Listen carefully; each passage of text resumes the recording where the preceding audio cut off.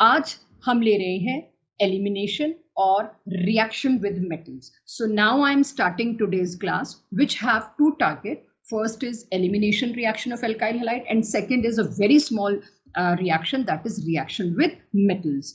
To start with, where we left in last class, we were doing elimination reaction in last class. So let's see what do we mean by elimination reaction. Elimination reaction क्या था, एक बार फिर से बता दूं. आप alkyl halide अगर लेते हो, एल्काइल हैलाइड को अगर आप एक स्ट्रॉन्ग बेस, और वो आपको क्या बताया गया था, एल्कोहलिक KOH. जब KOH के साथ आप एल्कोहल लेते हैं, जैसे कि इथाइल एल्कोहल, तो इट फॉर्म KOET, जहां पर पोटेशियम आयन और OET एनायन. ये OET जो है, it behave as a base, और बेस भी कोई ऐसा वैसा नहीं, it behave as a good base. Because this is good base, what will it do? It will initiate the reaction named as elimination. अब ये क्या करता है, एक अच्छे बेस का काम होता है प्रोटॉन को एब्स्ट्रैक्ट करना, प्रोटॉन को खींचना. तो इसने क्या किया, जिस कार्बन पर बच्चों ब्रोमीन लगा है वो कार्बन कहलाता है अल्फा. जिस कार्बन पर ब्रोमीन लगा है उस कार्बन को, वो मेन फंक्शनल ग्रुप कैरी करने वाला कार्बन है, तो उसको कहते हैं अल्फा. उसके पड़ोसी को कहते हैं beta. So finally beta carbon के साथ लगा हुआ हाइड्रोजन जो है, वो हाइड्रोजन एब्स्ट्रैक्ट होता है, रिमूव होता है. किसकी वजह से? इस अच्छे बेस की वजह से. तो ये अच्छा बेस इस प्रोटॉन को खींच के ले जाता है, जिसकी वजह से ये वाला बॉन्ड जो है वो इधर पहुंचेगा, क्योंकि खाली बॉन्ड पड़ा रह गया. 2 इलेक्ट्रॉन्स कार्बन कहेगा चलो तुम्हारे साथ बॉन्ड बना लेते हैं, उसके चक्कर में इस ब्रोमीन को बाहर निकलना पड़ता है. सो फाइनली क्या हुआ, एक कार्बन से Br निकला अल्फा से, और बीटा कार्बन से हाइड्रोजन निकला. दोनों के निकलने की वजह से दोनों का एक एक वैलेंसी हर्ट हुई, दोनों ने मिलके एक एल्कीन बनाया. तो ये आपके पास था एलिमिनेशन रिएक्शन का जस्ट अ रोड मैप, जहां एक ही तरह की पॉसिबिलिटी थी बीटा हाइड्रोजन की. अगर एक से ज्यादा बीटा कार्बन होते हैं तो उसमें ज्यादा पॉसिबिलिटीज हैं बीटा हाइड्रोजन्स की. बीटा हाइड्रोजन्स की 2 पॉसिबिलिटी मिल गई मुझको दूसरे केस में, और उस केस में अब मैंने क्या देखा, ये वाला हाइड्रोजन भी निकल सकता है, ये वाला हाइड्रोजन भी निकल सकता है, due to again that same base, जो कि एक न्यूक्लियोफाइल होने के साथ साथ एक अच्छा बेस भी है. तो होगा क्या, ये Br तो जाएगा, एक पॉसिबिलिटी है इधर वाले C से H निकाल ले, एक पॉसिबिलिटी है इधर वाले C से H निकाल ले. दोनों ही साइड इसके पास H है. Let's discuss both possibility. पहले टर्मिनल वाला कार्बन उठाया, उसके एक हाइड्रोजन के साथ Br बाहर निकल गया, और यहां बीच में डबल बॉन्ड आया, जिससे बना ब्यूट 1ene. और दूसरा केस, ये बीच वाले कार्बन से मैंने हाइड्रोजन उठाया और यहां बना ब्यूट 2ene. इन दोनों में से अगर मैं ध्यान दूं तो हमने लास्ट क्लास में तो खैर बहुत लंबा डिस्कशन किया था, आज इन शॉर्ट रिवाइज करवा रही हूं कि वो वाला एल्कीन ज्यादा स्टेबल होता है जो मोर सब्स्टिट्यूटेड होता है. और मोर सब्स्टिट्यूटेड कैसे पता चलता है, डबल बॉन्ड के ऊपर आप हाइड्रोजन्स गिन लीजिए, तो डबल बॉन्ड के ऊपर जो हाइड्रोजन्स हैं उनकी गिनती कम है, मतलब वो मोर सब्स्टिट्यूटेड है, मतलब वो मोर स्टेबल है. और अगर डबल बॉन्ड्स के ऊपर हाइड्रोजन्स की गिनती, तो अब इसमें आप देख लीजिए, इसमें 3 हाइड्रोजन है, इसमें 2 ही हाइड्रोजन है. So that is why more substituted कौन सा हुआ, जिसमें हाइड्रोजन कम है, सब्स्टिट्यूट हो गए बाकी के हाइड्रोजन, वो प्रोडक्ट कहलाता है सेट्सिफ. और जिसमें लेस सब्स्टिट्यूशन है, यानी जिसमें ज्यादा हाइड्रोजन्स हैं, वो प्रोडक्ट कहलाता है हॉफमैन. 2 तरह के प्रोडक्ट बनते हैं, after the name of the scientist Saytzeff, and it is after the name of the scientist Hofmann. इस रिएक्शन में कौन सा एल्कीन मेजर होता है, जो मोर स्टेबल होता है. तो more stable alkene is major generally in this, और हॉफमैन वाला जो है प्रोडक्ट वो माइनर ही देखा जाता है. Yes, there are few cases जहां पर हॉफमैन माइनर बनेगा. अब वो आपको डीपीपीज पे या क्लासरूम में कहीं भी मैं वो एग्जाम्पल ला दूंगी, but be prepared, there are few cases जहां पर लेस सब्स्टिट्यूटेड वाला भी मेजर बन जाता है, कुछ तो खास उसमें मिलेगा। तो ये एक मैंने ओवरव्यू दिया एलिमिनेशन रिएक्शन का कि एक से ज्यादा बीटा हो तो आपको दोनों बना के देखने, एक मेजर है एक माइनर, और वो कैसे ढूंढना है। उसके बाद मैंने आपको एक और केस लास्ट क्लास में कराया था, वो आज फिर से करा दूं। सपोज ये एक केस लेती हूँ, इसमें अब आप देखिए अगेन इसमें दो दो बीटा कार्बन है, दोनों बीटा कार्बन से एक एक H निकाल के पॉसिबिलिटी को बात करती हूँ मैं। पहले तो इसकी पॉसिबिलिटी देखी, यहाँ से एक H गया, यहाँ से Br गया, इधर डबल बॉन्ड आएगा तो ये तो हॉफमैन बन गया माइनर। माइनर प्रोडक्ट अक्सर आप देखते हो 19-20% के आसपास बनते हैं, बन गया। लेकिन जो मेजर भी बन रहा था ना, मोर सब्स्टिट्यूटेड वाला, उस मोर सब्स्टिट्यूटेड में भी एक आइसोमेरिज्म था ज्योमेट्रिकल वाला, उसमें भी सिस फॉर्म क्योंकि लेस स्टेबल होती है, लेस स्टेबल होने की वजह से सिस फॉर्म कम बनती है और मोर स्टेबल होने की वजह से ट्रांसफॉर्म ज्यादा बनती है। बट इन सभी में हमें ये बात नहीं भूलनी है कि चाहे हम एल्कोहलिक KOH ले रहे हैं, वो alcohol can be tertiary butyl alcohol, can be ethanol, फिर भी थोड़ा सा ही सही, जैसे इथेनॉल लिया मैंने, ट्रेसेस में ही सही सब्स्टिट्यूशन की पॉसिबिलिटी रहेगी, लेकिन जैसे जैसे वो बेस बल्की होता जाएगा ना, सब्स्टिट्यूशन की पॉसिबिलिटी हटती जाएगी। अब सिर्फ एल्कोहलिक KOH लिखा है मैंने स्पेसिफाई नहीं किया कि एल्कोहल बड़ा बल्की लिया था जी, यानी कि शायद इथेनॉल मीथेनॉल जो भी ले लिया, तो उनमें थोड़ी सी पॉसिबिलिटी, ट्रेसेस बहुत थोड़ी सी पॉसिबिलिटी रहती है कि सब्स्टिट्यूशन भी हो सकता है। वो बात अलग है, substitution is over powered by elimination, ये भी ट्रेसेस में या माइनर में मिल सकता है। तो इतना मैंने आपको लास्ट क्लास में सेट करवाया था एलिमिनेशन का। अभी भी एलिमिनेशन में कुछ चीजें अटकी हुई हैं जो आज मैं आपको लिखवाना चाहूंगी। आज के भी नोट्स बहुत प्रॉपर बनाइएगा बच्चों, ये 2 साल का काम है, ये कोई 1 साल का नहीं है। तो इसके बाद हम बात करते हैं ईज ऑफ डीहाइड्रोहेलोजिनेशन। इस प्रोसेस को मैंने एक और नाम दिया था, वो अभी भी दोबारा दे सकते हैं। डी मतलब रिमूवल, हाइड्रो मतलब हाइड्रोजन, हेलोजिनेशन। तो डीहाइड्रोहेलोजिनेशन का क्या मतलब है? Removal of hydrogen and halogen.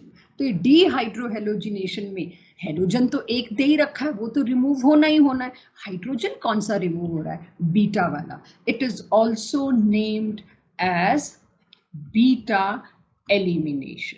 तो किसी का अगर कुछ लास्ट क्लास में कवर ना हुआ हो तो अब कवर हो जाना चाहिए। डीहाइड्रोहेलोजिनेशन और बीटा एलिमिनेशन दोनों इस प्रोसेस का नाम है। दोनों ही तरह से ये आपके सामने आ सकता है। एल्कीन्स के प्रिपरेशन में लास्ट ईयर ये काफी आया था, उस वक्त का और आज का जितना भी डिटेल है वो सारा कंपाइल करके दूंगी अब, जिससे आपको कोई और बुक ना खोलनी पड़े, चाहे वो +1 की हो चाहे वो +2 की हो। सिर्फ इन नोट्स से आपका मेजरली काम चले, वो मेरा टारगेट है। सो अब इसमें ईज ऑफ, ये अभी सभी के लिए चल रहा है, जैसे NCERT से बाहर जाऊंगी I will tell you all. Ease of dehydrohalogenation. अब डीहाइड्रोहेलोजिनेशन की ईज मैंने क्या बताई थी, एलिमिनेशन की ईज क्या बताई थी? Tertiary most, then secondary, then primary. इसमें आज कुछ मैं चेंजेस कराऊंगी, बट अभी पहले जनरल देख लीजिए। एल्काइल हैलाइड्स की प्रेफरेंस डीहाइड्रोहेलोजिनेशन एलिमिनेशन में जाने की कब है? जब वो टर्शरी हो। सेकेंडरी में दोनों पॉसिबिलिटीज होती हैं, क्योंकि जब आप टर्शरी एल्काइल हैलाइड देखेंगे ना, आप ये मान के चल लीजिएगा 99% उसमें एलिमिनेशन होगा, शायद उसमें सब्स्टिट्यूशन हो ही ना, सारा एलिमिनेशन की तरफ जाएगा। लेकिन सेकेंडरी होगा ना, तो उसमें दोनों की पॉसिबिलिटी है, elimination as well as substitution. Yes, substitution को कम करने के लिए, एलिमिनेशन को ज्यादा करने के लिए आपको बल्कि बेस लाना होगा, वो सारी चीजें करनी होंगी जो अभी हम बात करेंगे या लास्ट क्लास में बात करी थी। पॉसिबिलिटी दोनों की है, मैं कहीं भी नहीं कह रही कि बराबर पॉसिबिलिटी है, no, I am not saying that, but yes substitution की पॉसिबिलिटी 20-25% है, वहां पर चांस पूरा है। अगर आपने स्पेसिफिक नहीं हुआ, आपने थोड़ी ढिलाई बरत दी, बेस बल्कि नहीं लिया, वीक बेस ले लिया, मिनट नहीं लगेगा एलिमिनेशन को सब्स्टिट्यूशन में डोमिनेट करने में। तो ध्यान रखने वाली बात है। प्राइमरी बड़ा मतलब मुश्किल, इसमें भी वही वाली चीज है कि हमें ध्यान रखना पड़ता है। इसमें भी दोनों पॉसिबिलिटीज हैं, both possibilities are considerable. Taken care then you can dominate one, otherwise जैसी कंडीशंस है उसके हिसाब से आपको मिल जाएगा। अगर एलिमिनेशन करना है तो आपको काफी ध्यान रखना पड़ेगा, वही आज मैं 1 बाय 1 लिखवाऊंगी। लेकिन जनरली जब आपको एनसीईआरटी लेवल तक रखते हैं तो ईज ऑफ डिहाइड्रोहेलोजिनेशन में ये ट्रेंड दिया जाता है कि टर्शरी में, और उसका रीजन भी लिखवाया था। क्या रीजन लिखवाया था? टर्शरी के अंदर मोर नंबर ऑफ बीटा हाइड्रोजन्स हैं, यानी मोर नंबर ऑफ बीटा हाइड्रोजन्स होने की वजह से पॉसिबिलिटी ज्यादा है हाइड्रोजन के एलिमिनेट होने की। जैसे ही हाइड्रोजन एलिमिनेट हो गया तो फिर वो तो रूट वैसे ही डिसाइड कर देता है कि जी अब तो एलिमिनेशन ही होगा क्योंकि प्रोटॉन बाहर निकल गया, अब तो सब्स्टिट्यूशन का चांस ही खत्म। जब नौ प्रोटॉन होंगे या बहुत ज्यादा प्रोटॉन होंगे तो फिर अपने आप ही एलिमिनेशन काफी हद तक भारी पड़ेगा। ईज ऑफ डिहाइड्रोहेलोजिनेशन में हमें एल्काइल हैलाइड्स की भी ईज बात करनी होती है, यानी कि जो हेलोजन बैठा है, ठीक है आपने तो कार्बन का नेचर बोला कि जो कार्बन जिसका हेलोजन लगा अगर वो टर्शरी है, लेकिन व्हाट अबाउट हेलोजन? अगर तीनों ही टर्शरी हैं तो, तीनों ही सेकेंडरी हैं तो ये भी बात करी थी कि Ri जो हेलोजन है वो अच्छा लिविंग ग्रुप अगर है तो ऑब्वियसली एलिमिनेशन उसमें भी फेवर होगा, जो हमारा सेम चल रहा है सब्स्टिट्यूशन जैसा। तो ये आपको ध्यान रखनी है चीजें, आपसे बोर्ड के ऑब्जेक्टिव्स में अब ऐसा ही एग्जाम्पलर का कंटेंट एक्सपेक्टेड है। लीवेबिलिटी पर भी डिपेंड करता है ईज ऑफ डिहाइड्रोहेलोजिनेशन, क्योंकि it is a good leaving group, इसीलिए इसके अंदर लिविंग ग्रुप के बाहर भागने के चांसेस ज्यादा हैं, ये टूटने के चांसेस ज्यादा हैं। For obvious reason size compatibility नहीं है, इसीलिए ईज हमको ये मिलती है। ये सारा देखिए ऑर्गेनिक के बारे में एक बात कही जाती है और ये मेरा अपना तजुर्बा भी है। असली तो ऑर्गेनिक याद होती है तीसरी बार, पहली बार तो आंखों के आगे से सब निकलता है, नोट्स कंप्लीट होते हैं। जब दूसरी बार हम पढ़ते हैं, जैसे आज मैं दूसरी बार एलिमिनेशन पढ़ा रही हूँ, तब जाके तो कॉन्सेप्ट लगाने सीख आ पाती है। तीसरी बार यानी जब चैप्टर खत्म होगा, मैं इसके सारे क्वेश्चन 40 कन्वर्जन्स हैं मेरे टारगेट में करीबन करवाना, वो जब करवाऊंगी तो फिर तीसरी बार आएगा और तब जाके एल्काइल हैलाइड में आप लोगों को मैं कह सकूंगी कि हाँ अब आप केपेबल हो सकते हैं क्वेश्चंस को करेक्ट करने को। सो अब ईज ऑफ डिहाइड्रोहेलोजिनेशन भी हुआ। इसके बाद बात आती थी कि एल्कोहलिक KOH लिया हमने और एक्वस KOH लिया, दोनों में फर्क कहाँ आ गया? आपने एल्कोहलिक KOH लिया तो आप देखते हो एल्काइल हैलाइड दोगे और एलिमिनेशन हो जाएगा, एलिमिनेशन हो जाएगा, जिसकी वजह से क्या बनेगा? जिसकी वजह से बनेगा एल्कीन। वहीं आपने एक्वस KOH अगर लिया तो आपने देखा कोई एलिमिनेशन खास नहीं, वहां क्या हुआ? सब्स्टिट्यूशन, और उससे बन गया एल्काइल एल्कोहल।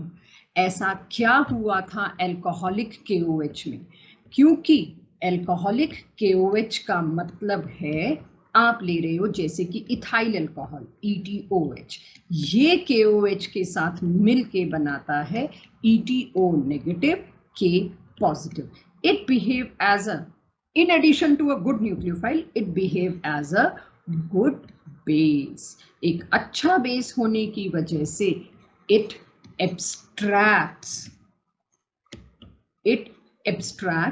प्रोटोन, ये प्रोटोन एब्स्ट्रैक्ट करने की तरफ भागता है, और इस वजह से जैसे ही प्रोटोन एब्स्ट्रैक्ट किया इट सपोर्ट्स और इट एनकरेजेस एलिमिनेशन रिएक्शन। ये प्रॉपर क्वेश्चन आता है बच्चों, that's why it support elimination reaction में। जब जब आप एक्वस KOH लोगे सब्स्टिट्यूशन, क्यों भाई? क्योंकि एक्वस KOH में वो जो OH नेगेटिव बनता है इट्स अ पुअर बेस, ये अच्छा बेस नहीं है, ये पुअर बेस है। पुअर बेस है तो प्रोटोन एब्स्ट्रैक्ट नहीं करेगा, चुपचाप सब्स्टिट्यूशन करेगा।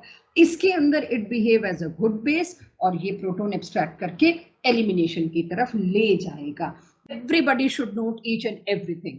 सेकेंडरी एल्काइल हैलाइड में क्या होगा? पॉइंट नंबर 1, अगर आप लोग ले आते हो बल्कि न्यूक्लियोफाइल, ठीक है वो न्यूक्लियोफाइल है, लेकिन अगर वो बल्कि है, अगर आप ले आए बल्कि न्यूक्लियोफाइल, आपको पता है मैं आगे क्या लिखने वाली हूं, इसमें एलिमिनेशन फेवर करेगा। इसमें क्या फेवर करेगा? एलिमिनेशन। दूसरी कंडीशन, अगर आप बल्कि न्यूक्लियोफाइल आपको लगता है यार 2 केस दे रखे थे, अब उसमें बल्कि न्यूक्लियोफाइल तो था नहीं, तो देखो जरूरी नहीं है बल्कि न्यूक्लियोफाइल हो सकता है अगले स्पेसिफाई कर रही हूँ, बेसिसिटी का ऑर्डर में लिखवा के आ चुकी हूँ आपको, स्ट्रॉन्ग बेस ले रखा हूँ, स्ट्रॉन्ग बेस लिया है तो भी एलिमिनेशन ही फेवर होगा। और अगर मान लीजिए ना आपको बल्कि न्यूक्लियोफाइल दिखाई दे रहा है ना आपको स्ट्रॉन्ग बेस दिखाई दे रहा है, आपको दिखाई दे रहा है एक न्यूक्लियोफाइल, जो भी कुछ है वो न्यूक्लियोफाइल है, लेकिन साथ ही साथ मुझे ये पता लग रहा है कि वो वीक बेस है। अगर वीक बेस ले लिया तब जाके कौन कंपटीशन रेस जीतेगा? Substitution reaction. सब्स्टिट्यूशन रिएक्शन किस सूरत में फेवर होता है? सिर्फ एक ही सूरत में। न्यूक्लियोफाइल स्ट्रांग है वीक है, लेट इट बी, वो तो वो चूज करता है कि SN1 और SN2 के रास्ते में कितनी देर लगेगी। लेकिन अगर न्यूक्लियोफाइल स्ट्रांग होने के साथ साथ वो बेस भी स्ट्रांग है तो एलिमिनेशन मेजर।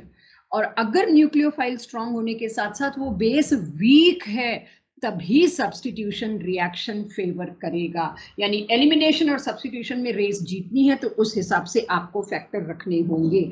थोड़ी सी फाइट। अब यहाँ एक चीज मैं ऑब्जेक्टिव वालों के लिए बता दूं, क्योंकि अब ऐसे एक एक के लिए मैं अलग क्लास ले नहीं सकती, आपका नोट्स खराब नहीं कर सकती, आपका माइंड सेटअप इसी टॉपिक में चल रहा है वो खराब नहीं कर सकती।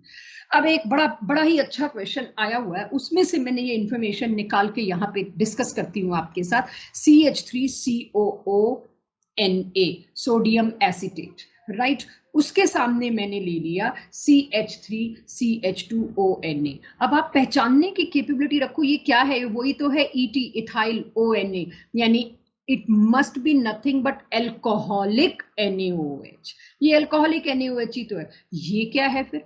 एसिटिक एसिड के साथ Na है, तो ये क्या होगा? अल्कोहलिक नहीं, ये एसिटिक एसिड के साथ हमने Na दे रखा होगा तो सोडियम एसिटेट बन गया। ठीक है, पॉइंट इज दोनों से एक एनायन मिलके आ रहा है और वो एनायन मुझे दिख रहा है न्यूक्लियोफाइल है, बाकी खत्म। CH3COO नेगेटिव और ETO नेगेटिव। अब जी मेरे को आपने दे दिया सेकेंडरी अल्काइल हैलाइड, जहां पर अभी तक मुझे टर्शरी होता तो मैं कह सकती थी जी एलिमिनेशन का पलड़ा भारी है, एलिमिनेशन फेवर होता है टर्शरी में, दे दिया सेकेंडरी और ऊपर से ये 2 बेस उसको अटैक करने आ रहे हैं। I am changing it to next slide कि अगर आपको अब यहां पर सेकेंडरी एल्काइल हैलाइड दें, ये ऑब्जेक्टिव के लिए हम उम्मीद कर रहे हैं, सब्जेक्टिव के लिए पता नहीं, ये उस येलो बॉक्स में इंफॉर्मेशन दी है लेकिन उसके ऊपर क्वेश्चन कभी एनसीईआरटी में दिया हुआ नहीं है, so I am seriously not sure कि क्या होगा, इसीलिए सुनने लिखने में कोई बुराई नहीं है। CH3COONA एक तरफ तो ये वाला दिया, दूसरी तरफ मैंने क्या दिया? CH3CH2ONA, यानी ये तो वही अल्कोहलिक NaOH से आया था, ये एसिडिक NaOH से आया था। एसिडिक NaOH एसिड बेस मिलके सॉल्ट बना लिया और उससे भी ये एनायन आ गया, उससे ये एनायन आया। क्या होगा? सिर्फ एक चीज देखनी, ये एनायन क्या काम कर रहा है? बेस। ये वाला एनायन क्या काम कर रहा है? बेस। बस कोई मुझे ये बता दे कहाँ वीक बेस है। जहां बेस वीक है ना बच्चों, वहां पर मैं चुपचाप सब्स्टिट्यूशन फेवर करा दूंगी।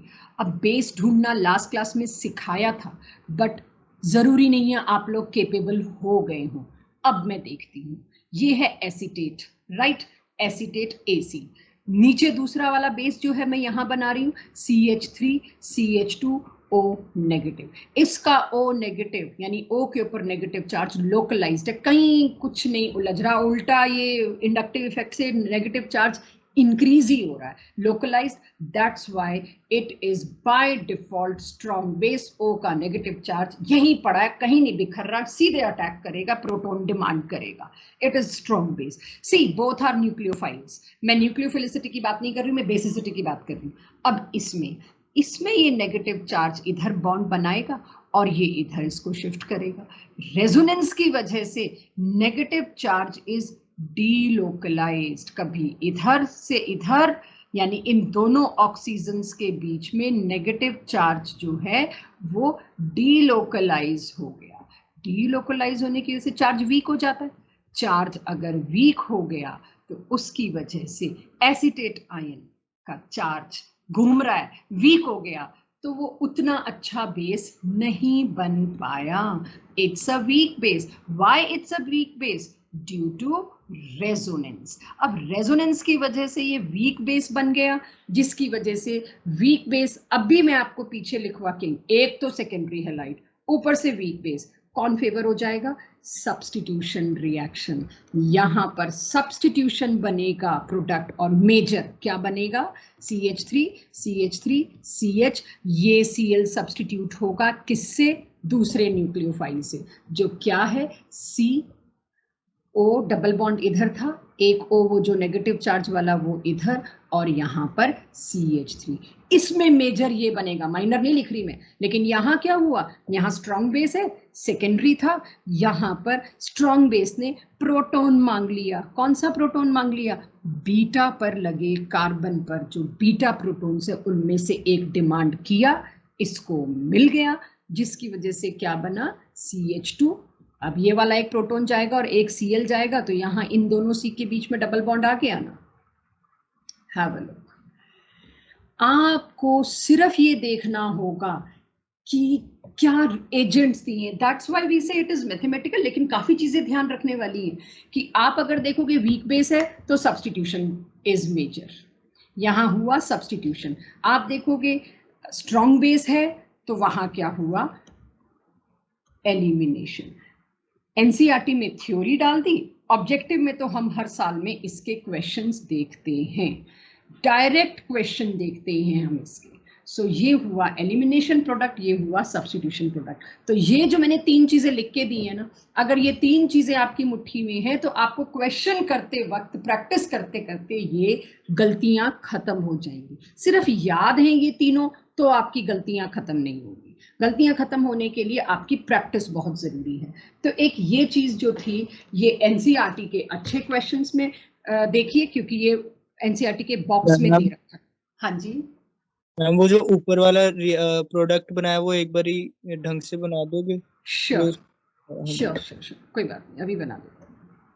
और एक वो पिछली स्लाइड पे वो नीचे जो लिखा था पिछली वो। स्लाइड पे जो है वही मैं अब चाह रही हूँ, आप लोगों को इसके नोट्स भी I send from today onwards, ठीक है? एज इट इज ये पीडीएफ आपको आपके फोन पे मिल जाएगा, तो जो करेक्शन हो वो देख लीजिएगा। अब देख लो नीचे जो मैंने लिखा है कि ये जो एसीटेट बना है ना, ये एसीटेट भी एक न्यूक्लियोफाइल है, OET नेगेटिव भी एक न्यूक्लियोफाइल है, बट दोनों की बेसिसिटी में फर्क है, और वो फर्क मैंने नेक्स्ट स्लाइड पे डिस्कस किया। प्राइमरी के लिए भी लिखवा देती हूँ तीनों कंडीशंस, ताकि आपको पहले ही पता हो, आप प्रिडिक्ट कर लो कि हम क्वेश्चन क्या देने वाले हैं, कि अच्छा इस क्वेश्चन में पक्का आप हमें यहाँ फंसाओगे, this I want. Primary alkyl halide की अपनी नियत क्या है? It will prefer SN2 over elimination. पहले तो ये बता दूं, क्योंकि आपको बताया है मैंने, टर्शरी है जो भाग के एलिमिनेशन की गोदी में गिरेगा जाके, लेकिन प्राइमरी है जो एलिमिनेशन की तरफ, जिसका झुकाव बहुत कम है। मुझे पता नहीं क्या क्या करना पड़ेगा एलिमिनेशन करवाने के लिए। Primary alkyl halide by default, चाहे बेस है भी तो भी उसका झुकाव SN2, यानी वो जो 1 स्टेप था जिसमें अम्ब्रेला उल्टा करवाया हमने, उसकी तरफ भागने की इसकी इच्छा है। बट इफ वी यूज, अगर हम स्ट्रॉन्ग बेस ले आए, जैसे tertiary butyl alcohol, tertiary butoxide ion बनेगा, अगर मैं स्ट्रॉन्ग बेस उठा के ले आऊं, मच स्ट्रॉन्गर बेस, ठीक है, साथ ही साथ एक लेस पोलर सॉल्वेंट ले आऊं, ताकि उस बेस को रोकने वाला सॉल्वेंट से प्रोटॉन ना मिल जाए, मतलब उस बेस को कहीं भी पोलर सॉल्वेंट अपने प्रोटॉन से कहीं दबा ना ले, इसीलिए लेस पोलर सॉल्वेंट ले आई मैं, जैसे कि एल्कोहल। हालांकि एल्कोहल प्रोटिक है, बट आपको मैंने शुरू से ही बताया, प्रोटिक होने के बावजूद भी मीथेनॉल इथेनॉल में एलिमिनेशन होता है। और हाई टेम्परेचर, इन 3 सूरतों में आप प्राइमरी एल्काइल हैलाइड से एलिमिनेशन करवा सकते हो, वरना उसमें SN2 भाग पड़ेगा as per your NCERT। Let's have a look on it कि क्या कर क्या रहे हैं हम। यानी अगर मैंने लिया KOH न्यूक्लियोफिलिक एजेंट, उसके साथ में ले आई एक एल्कोहल, सपोज इथॉक्साइड जो बनता है उससे, इथेनॉल ले आई, उससे क्या होगा? सबसे पहले तो एक अच्छा बेस बनेगा C2H5O नेगेटिव, ठीक है, स्ट्रॉन्ग बेस है तो ये एलिमिनेशन क्रिएट करेगा, काफी हद तक करेगा, स्टिल टू बी इंश्योर्ड। अब अगर यही आपने KOH की जगह सिंपल वाटर लिया होता प्राइमरी में, तो आप जानते हो OH नेगेटिव होता, उसकी अपनी इच्छा न जाने की थी एलिमिनेशन की साइड, OH नेगेटिव होता, ये होता आपका वीक बेस, तो इसमें तो यहाँ पर सब्स्टिट्यूशन 100% होना था।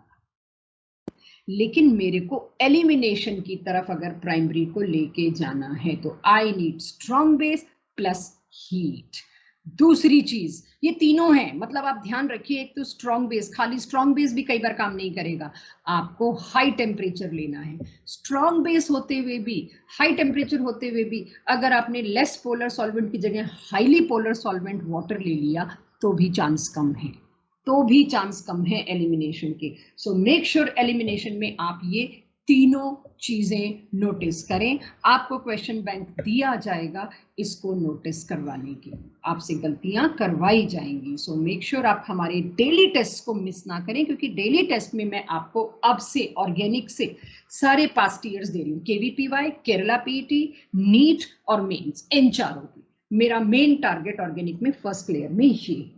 तो ये आपके पास आ गया। सो भाई बहुत हुआ प्राइमरी, सेकेंडरी, टर्शरी। अब आप देखिए, मैंने पहले आपको क्या चीज लिखवाई, सेकेंडरी अल्काइल हैलाइड की शर्तें, फिर लिखवा दिया primary. Primary was quite easy, ये तीनों में से कुछ भी मिल जाए प्राइमरी में एलिमिनेशन के पूरे चांस हैं। लास्ट टू क्लोज टर्शरी भी देख ही लेते हैं, क्योंकि एक बार खत्म करूं उससे पहले टर्शरी भी देख ही लेते हैं। सभी लोग ध्यान दीजिएगा, टर्शरी अल्काइल हैलाइड बिना खास कष्ट के खुद से ही प्रेफर करता है एलिमिनेशन, जो मैं कई बार बता चुकी। भाई इसकी इच्छा तो एलिमिनेशन की ही रहेगी। फॉर एग्जाम्पल, ये बहुत इंटरेस्टिंग एग्जाम्पल है, ध्यान से देखना, ये कंफ्यूज करता है और यहीं से क्वेश्चन आते हैं NCERT based. CH3 whole thrice CCl, अगर आपने इसको वीक न्यूक्लियोफाइल दिया, ठीक है, न्यूक्लियोफाइल वीक है, स्ट्रॉन्ग है, जो भी है, साथ में वीक न्यूक्लियोफाइल आप दे रहे हो, वीक न्यूक्लियोफाइल या वीक बेस तो नहीं मैं कह रही, वीक न्यूक्लियोफाइल जैसे कि CH3 CH2OH, इथेनॉल दे दिया आपने, ठीक है, इथेनॉल दिया, उसकी वजह से ये टर्शरी है। आपने इथेनॉल दिया, ऑब्वियसली आप KOH दे रहे हैं, इसमें इथेनॉल KOH दे रहे हैं बिना किसी खास स्ट्रॉन्ग बेस के डाले। मीन्स व्हाट, मैं KOH भी नहीं देती, यहां पर मैंने सिर्फ अल्कोहल दिया है। ये है इसमें इंटरेस्टिंग फैक्ट, आपने KOH भी नहीं दिया। भाई KOH देने से क्या होता, KOH देने से होता सारा का सारा अल्कोहल इससे रिएक्ट करता, C2H5O बनाता, जिसकी वजह से C2H5O नेगेटिव बनता और वो एक स्ट्रॉन्ग बेस होके इसका एलिमिनेशन करता। आपके KOH नहीं दे रही मैं, सिर्फ सॉल्वेंट के तौर पर CH3 CH2OH दे रही हूं, which is a weak nucleophile. इससे जो न्यूक्लियोफाइल प्रोड्यूस हुआ वो वीक है, वीक न्यूक्लियोफाइल होगा, वीक बेस बनेगा, तो भी टर्शरी की इच्छा क्या है, ये एलिमिनेशन अपने दम पे दिखा रहा है। So what 20%। यहां पर मैं ये नहीं कह रही कि सब्स्टिट्यूशन फेवर कर, सब्स्टिट्यूशन के बजाय एलिमिनेशन बिना कष्ट के फेवर कर गया, नो, गिवन दिस थिंग कि हमने कोई खास कष्ट नहीं किए, फिर भी टर्शरी में एलिमिनेशन अपने आप हो जाता है। अगर मैंने यहाँ पर एक अच्छा बेस दे दिया होता, अच्छा न्यूक्लियोफाइल दे दिया होता, तो क्या होता। Just to show you this, जब जब टर्शरी के प्रोडक्ट्स लिखोगे, माइनर प्रोडक्ट में सब्स्टिट्यूशन जरूर मेंशन करिएगा, मेजर तो एलिमिनेशन होगा। ये तो वो सिचुएशन दे दी मैंने आपको जो सब्स्टिट्यूशन में था। अगर किसी को ना समझ आया कि यहाँ मैम बताना क्या चाह रही है, तो let me write once again, यहाँ मैं क्या बताना चाह रही हूँ। यहाँ याद करिए, मैंने जब न्यूक्लियोफिलिक सब्स्टिट्यूशन रिएक्शन आपको करवाया था, तो आपको कहा था कोई भी अल्काइल हैलाइड ले लो और उस ये जैसे Cl, उसका हम अगर किसी भी अल्कोहल ROH से रिएक्शन कराएंगे, ये वही तो है ROH। तो मैंने आपको क्या कहा था, आंख बंद करके आप ये काम करिएगा, Cl इसका हटा, उसकी जगह एक न्यूक्लियोफाइल इस पे आके ऐड हो जाएगा, इसको सब्स्टिट्यूट कर देगा। तो तब मैंने आपको बताया था ये न्यूक्लियोफाइल आंख बंद करके इसके आगे लगा दो, ईथर लिखवाया था, ब्रैकेट में लिखा था डिस्कस लेटर, ईथर के चैप्टर में डिस्कस करेंगे। ये वही रिएक्शन है, इसमें ठीक है सब्स्टिट्यूशन होगा, क्यों? क्योंकि ये वीक न्यूक्लियोफाइल है, इसीलिए पूरा सब्स्टिट्यूशन नहीं होगा।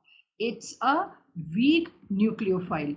20% चुपचाप इसके अंदर एलिमिनेशन हो गया। कोई ना मैं बेस लाई, मैंने हीट किया, कुछ नहीं किया, इसमें बिना एफर्ट के एलिमिनेशन 20% हुआ है।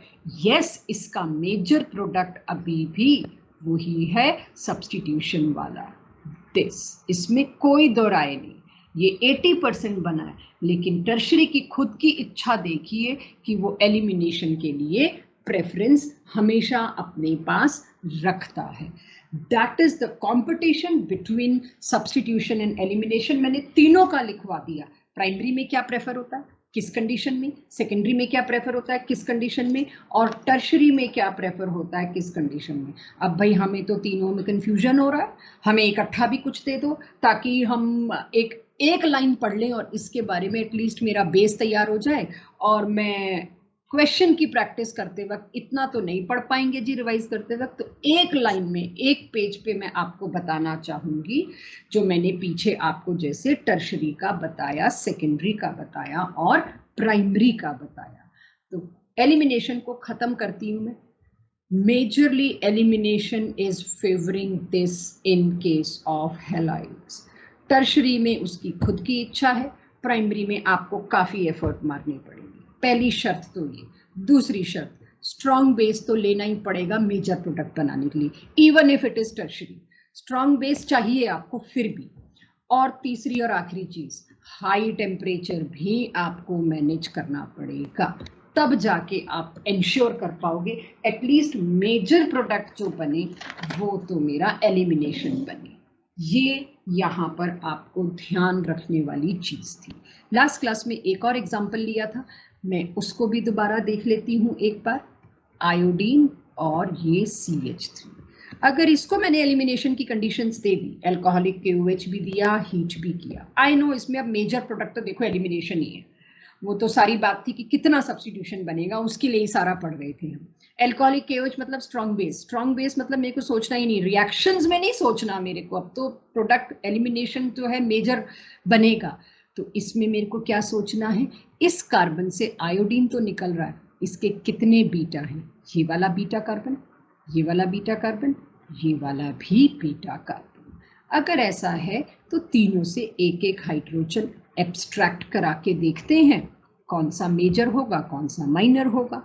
तो ये आयोडीन निकला, और इस वाले बीटा से अगर एक H निकलता तो यहाँ डबल बॉन्ड आता। इसी तरह से इससे एक और प्रोडक्ट क्या बनता, ये वाला हाइड्रोजन अगर निकलता, तीन तीन बीटा है ना, इसमें से एक हाइड्रोजन निकल सकता था, आयोडीन तो निकल ही रहा है पड़ोस वाले से, तो ये दो ही तरह के बनते। ये दोनों बीटा तो देखो बच्चों सेम है, ये तो आइडेंटिकल कंडीशंस है। ये प्रोडक्ट जो हाईली सब्स्टिट्यूटेड, जो मैंने काउंट भी करवाया था, एक ये कार्बन देखो, 1 2 3 तो सब्स्टिट्यूशन है, मतलब बचा एक ही H। इस कार्बन को देखो तो 1 2 3 4, ये सेट सेफ प्रोडक्ट हुआ, यानी लीस्ट सब्स्टिट्यूटेड। ये मोर सब्स्टिट्यूटेड, क्योंकि डबल बॉन्ड पे 2 हाइड्रोजन है, इधर डबल बॉन्ड पे सिर्फ एक हाइड्रोजन था। यहाँ तो वैसे ही ये देखिएगा, मैं यहाँ बना भी देती हूँ, डबल बॉन्ड पे, सॉरी, अगर आप देखें तो मैंने यहाँ पर 4 डंडे आपको खींचे हुए दिखा दिए, इस पे तो एक भी हाइड्रोजन नहीं है, और साथ वाले कार्बन पे सिर्फ एक हाइड्रोजन। तो इस पे एक हाइड्रोजन था, इस पे 2 हाइड्रोजन थे। ये more substituted is Hofmann product. Major कौन सा होगा, सेट-सेफ वाला, माइनर कौन सा होगा, हॉफमैन वाला। ये आपको लास्ट क्लास तक बताया था, बट इसमें मुझे कुछ और डिटेल इंड्यूस करना था, इसी के लिए मैंने दोबारा लिया। और वो मेजरली आज का जो डिटेल डिस्कशन हुआ है वो कंपटीशन के पॉइंट ऑफ व्यू से हुआ। आज की क्लास के लास्ट में भी मैं एक डिस्कशन करूंगी कंपटीशन के लिए, एलिमिनेशन के लिए, ताकि एक बार और आपके सामने आ जाए।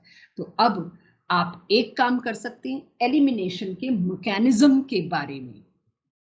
E1 तो अब तक का तो सबके लिए कॉमन चल रहा था, और E2, 2 मैकेनिज्म्स चलते हैं इसके लिए। Exactly copy SN1 SN2।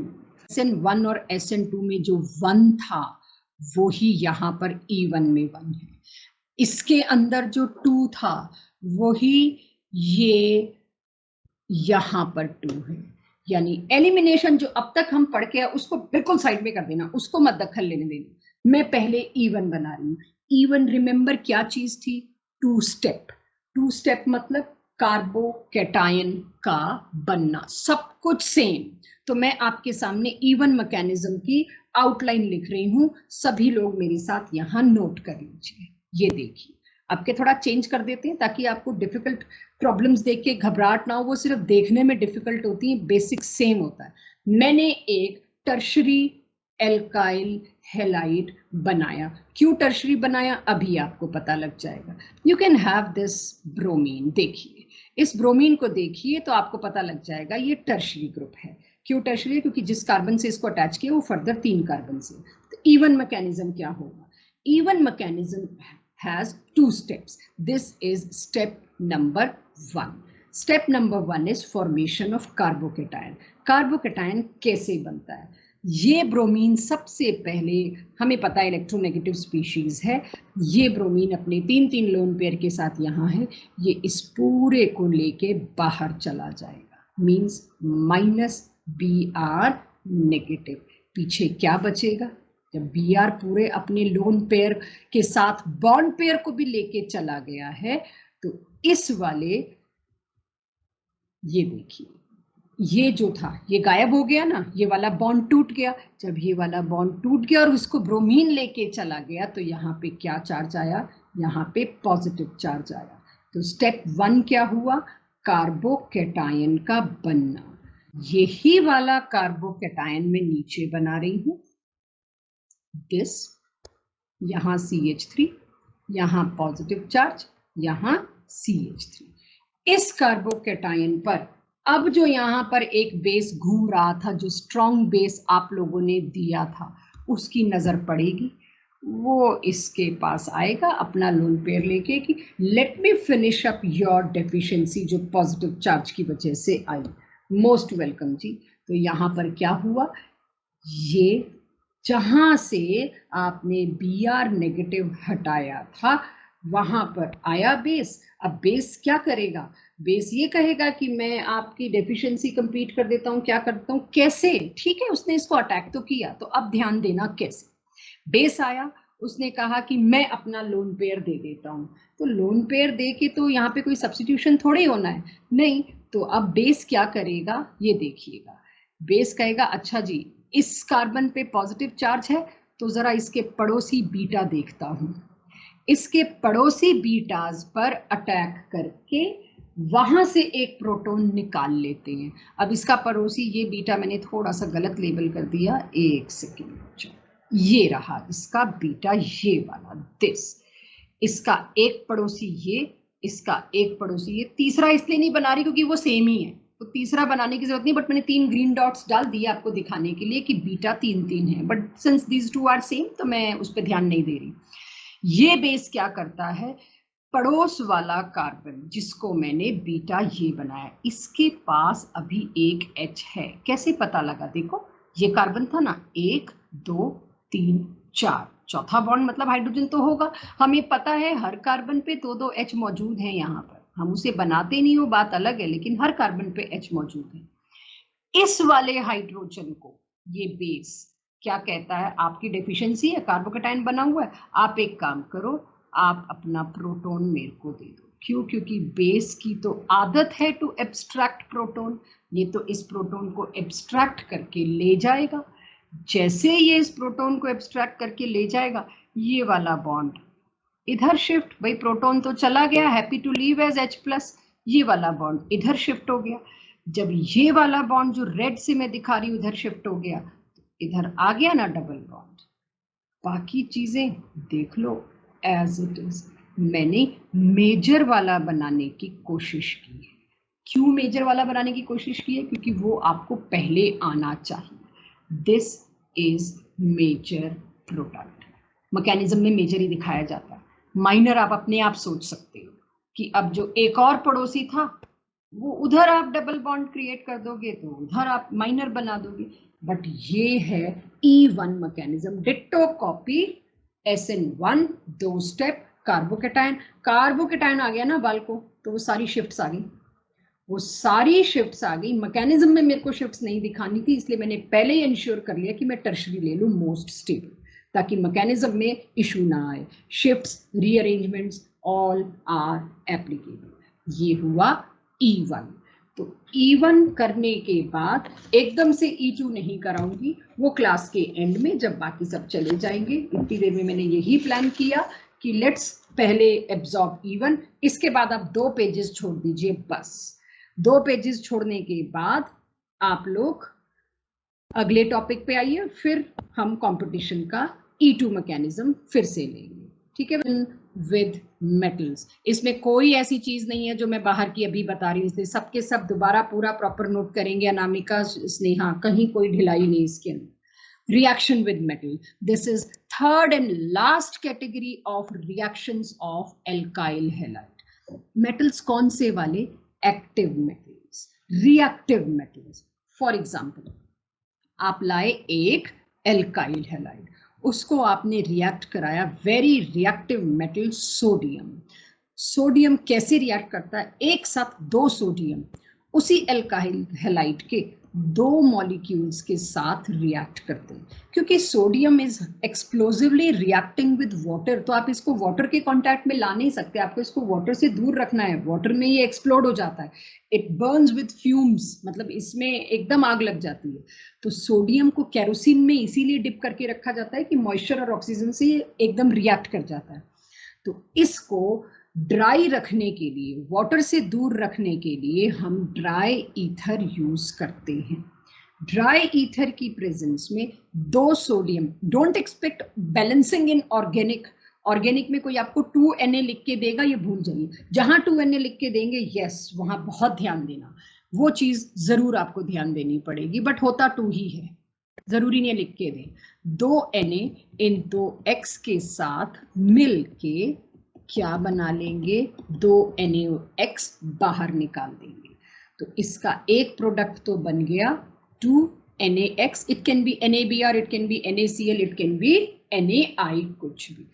बाकी बचे 2R आमने सामने आ गए और मुझे क्या मिला? मुझे मिला एग्जैक्टली सिमेट्रिकल एल्केन। अब तो सिमेट्री आप जानते हैं, इसके अंदर मिरर प्लेन आ गया, दोनों एक दूसरे के कॉपी होंगे। आप अगर काटोगे ना बीच में से, यही डिफिकल्ट क्वेश्चंस की आपकी आज के टेस्ट में करने की कड़ी होगी, वही मैं उसकी भी प्रैक्टिस भी करवाऊंगी। दोनों आर अगर एक जैसे हैं तब हम कहते हैं वो सिमेट्रिकल एल्केन है। यानी ये जो रिएक्शन आपके सामने आया, it is famously known by a name called as Wurtz reaction.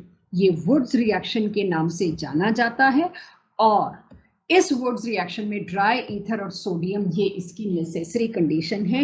It is never a good reaction, a good choice for preparation of alkanes. ये एल्केन्स के बनाने के लिए अच्छी चॉइस नहीं होते, क्योंकि इसमें सिर्फ सिमेट्रिकल एल्केन बनता है। ठीक है, आप बना सकते हैं, ऐसी बात नहीं है, लेकिन इसमें सिर्फ आधी कैटेगरी एल्केन्स की बनेगी ही नहीं, इसमें सिमेट्रिकल एल्केन्स ही बनते हैं सिर्फ।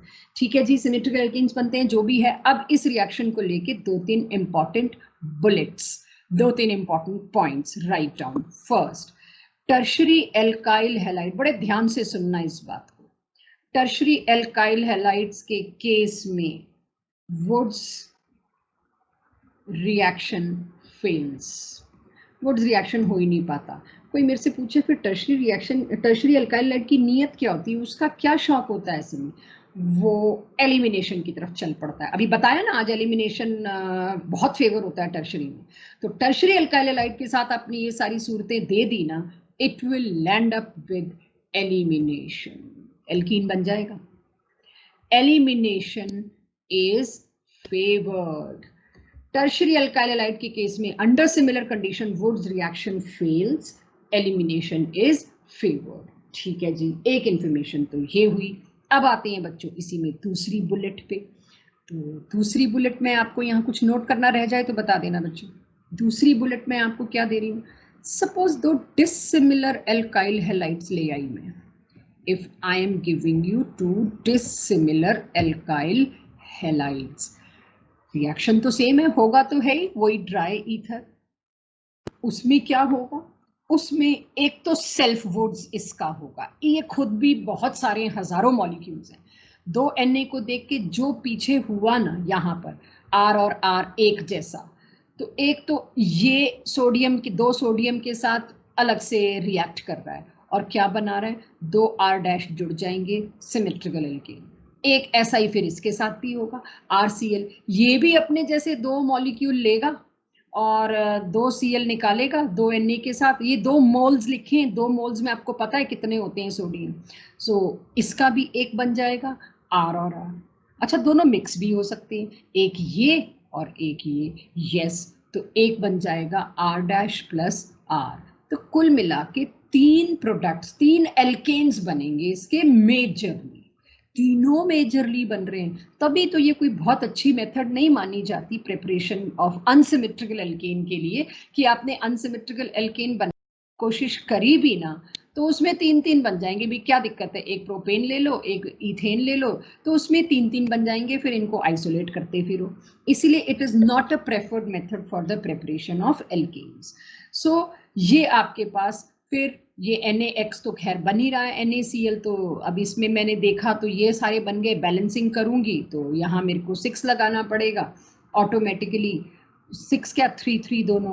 तो खैर बैलेंसिंग में मैं वही आपको कहूंगी, इसमें अभी मत आइएगा, इसका कॉन्सेप्ट समझिएगा. So can I say it is not a good method, not a good method for preparation of unsymmetrical alkane. Unsymmetrical alkane के लिए ये कोई सजेस्टेड मेथड नहीं है, यहाँ गड़बड़ होती है. ठीक है जी, ये बात भी आ गई मेरे को समझ में. अभी तक तो सारा बड़ा सिंपल चल रहा है.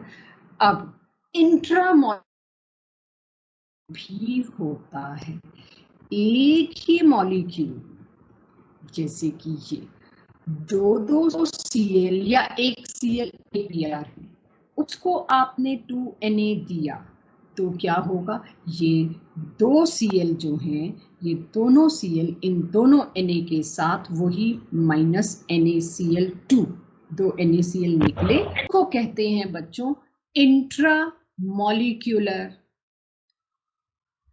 Wurtz reaction.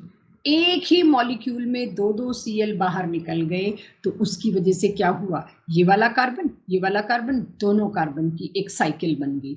6 मेंबर्ड रिंग वैसे ही बढ़िया स्टेबल है, तो ये आपके पास इंट्रामॉलिक्यूलर वुड्स रिएक्शन हुआ. अब इसी का एक और एग्जांपल आपके सामने इंट्रामॉलिक्यूलर का ले लेती हूँ. सपोज मैं एक साइक्लोब्यूटेन लेकर आई, उसके दोनों एंड पर Cl ये लगा हुआ है और उसके साथ दो Na दिए, ये दोनों Cl इससे बाहर निकलेंगे और आपको एक ऐसा कंपाउंड मिलेगा. दोनों के दोनों कार्बन जिससे एक एक Cl निकला, उसके यहाँ पर आप देखिए एक बॉन्ड बन गया, ये बायसाइक्लो कंपाउंड बना. दो साइक्लिक कंपाउंड इसके अंदर है, इट इज बायसाइक्लो कंपाउंड.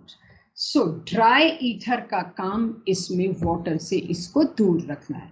1 और 2 मोर एग्जांपल्स, बस उसके बाद वुड्स भी खत्म करते हैं आपका.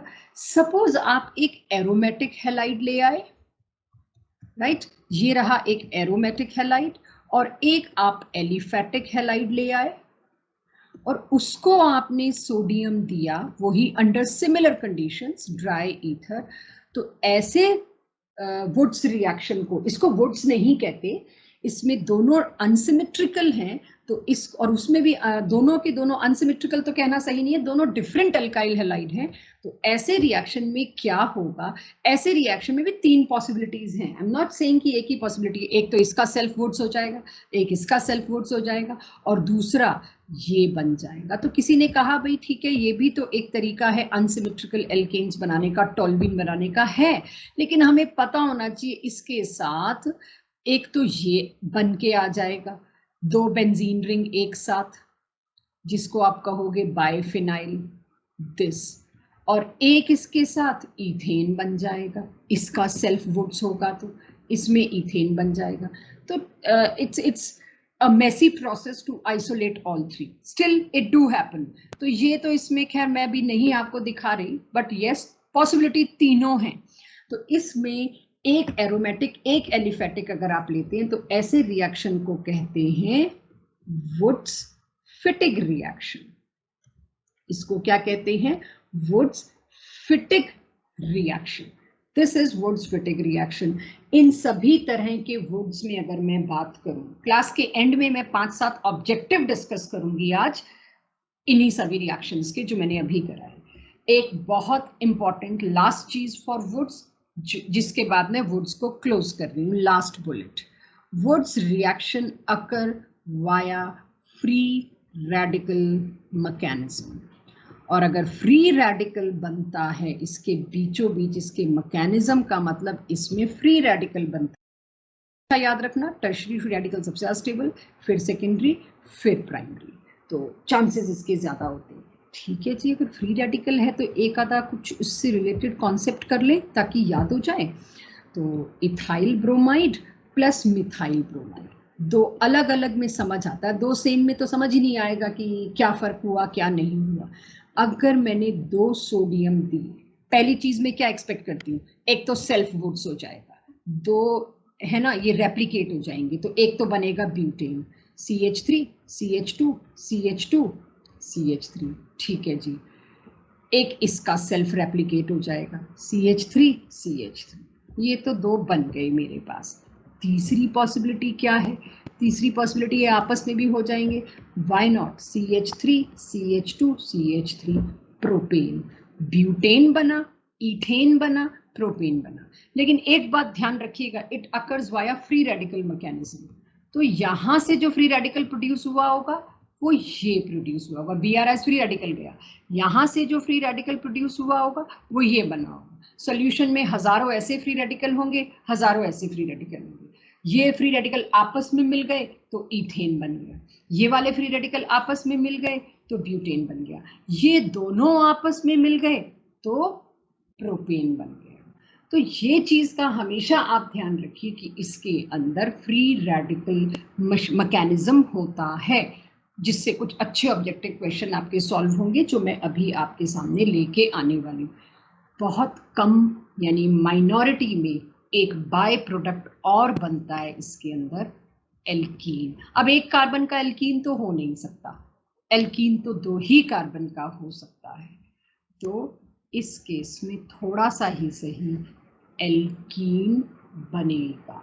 सो ये याद रखिएगा आप लोग कि इसमें एल्कीन काफी माइनर बन जाता है। तो यहाँ खत्म होता है आपका वुड्स। वुड्स किस कैटेगरी में पढ़ रहे थे हम पढ़ रहे थे रिएक्शन विद मेटल्स। अगर आप देखो, मैं एक निगाह डलवाऊं, रिएक्शन विद मेटल्स में पहला हमने पढ़ा सोडियम के साथ वुड्स रिएक्शन। वुड्स रिएक्शन में आपको बता दिया मैंने टर्शरी में होता नहीं है।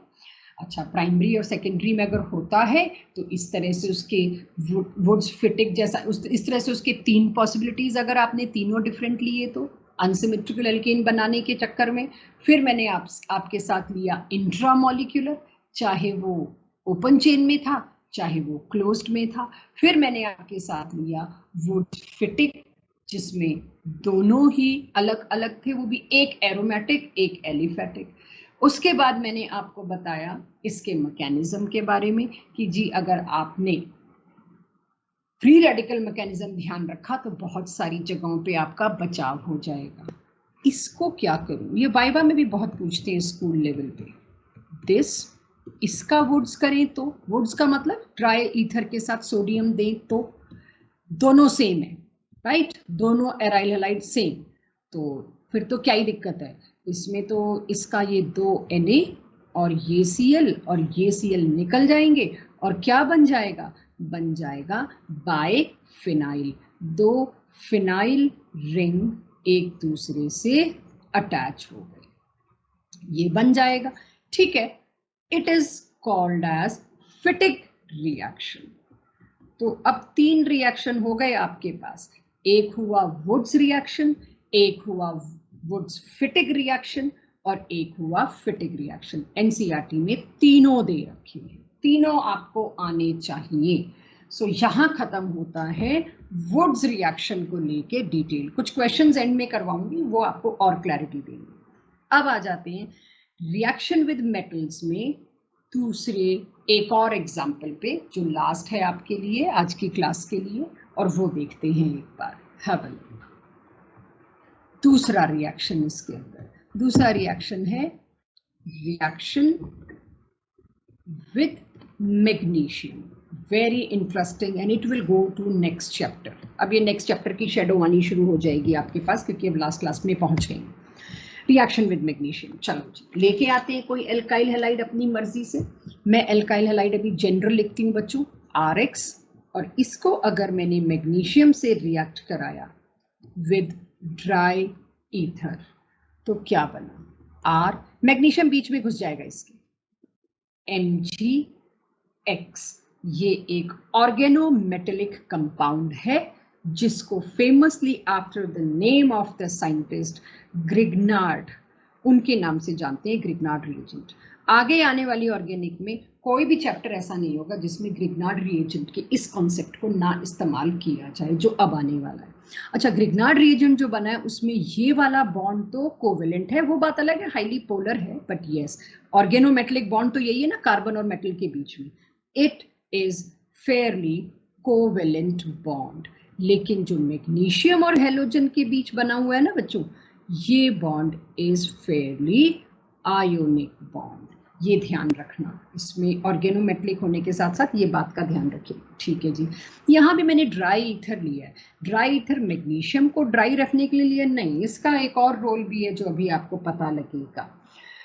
यहाँ से अच्छे क्वेश्चंस एक्सपेक्ट करिएगा ये, क्योंकि चारों चैप्टर ऑर्गेनिक के एक ही चीज से जुड़ते हैं, एक ही चीज कॉमन है चारों में, वो है Grignard reagent.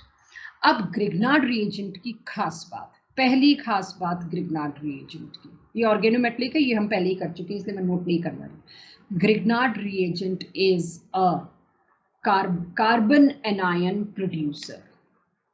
Carbon anion producer कैसे भाई, वो अभी देख लेते हैं। आपको पता है RMg बॉन्ड कोवेलेंट होने के साथ साथ हाईली पोलर है, क्योंकि मैग्नीशियम मेटल है, बहुत जल्दी मेटल टूट जाएगा इसके साथ। ये कोई नॉर्मल बॉन्ड नहीं है, हाईली पोलर बॉन्ड है। ये टूटेगा और magnesium partial negative charge, this partial negative charge टूटेगा and it will produce R negative, और दूसरी तरफ इट विल प्रोड्यूस MgX, जिस पर एक पॉजिटिव चार्ज बन गया ना कार्बन एनायन। जहां जहां कार्बन एनायन प्रोड्यूस करने की नौबत आएगी वहां हम इसको ग्रिग्नार्ड रिएजेंट को इस्तेमाल करेंगे। दूसरी इंपॉर्टेंट बात, इट इज हाईली, हाँ जी बोलो जी। ग्रिग्नार्ड रिएजेंट जो है वो MgX है, पूरा RMgX। ये कोऑर्डिनेशन में भी आया था बट अब बहुत डिटेल में आएगा। RMgX को कहते हैं Grignard reagent. It is highly reactive. अब इस पे भी ऑब्जेक्टिव्स में क्वेश्चन आया हुआ है और बोर्ड में भी आया है, why Grignard reagent is highly reactive? क्योंकि it has highly polar bond RMg। तो मैं लिख देती हूँ highly reactive. Why? Because it has highly polar bond. कौन सा बॉन्ड इतना हाईली पोलर है इसके अंदर? CMg। अब वो R है, बेसिकली RR लिख रहे हैं बट है तो वो कार्बन ही ना। CMg हाईली पोलर बॉन्ड होने की वजह से टूटने को तैयार है। तो ये MgX तो आयोनिक है, इसकी तो मैं बात ही नहीं कर रही। ये वाला बॉन्ड जो है इतना हाईली पोलर है कि टूटने को तैयार है, इसीलिए हाईली रिएक्टिव है। अच्छा, अब हाईली रिएक्टिव है, ऊपर से मैं ये जानती हूँ कि तोड़ के ये कार्बन एनायन बनाएगा, तो मेरे लिए तो इंटरेस्टिंग हो गया। ग्रिग्नार्ड रिएजेंट को हम ऑर्गेनिक में हर ताले की चाबी कहते हैं।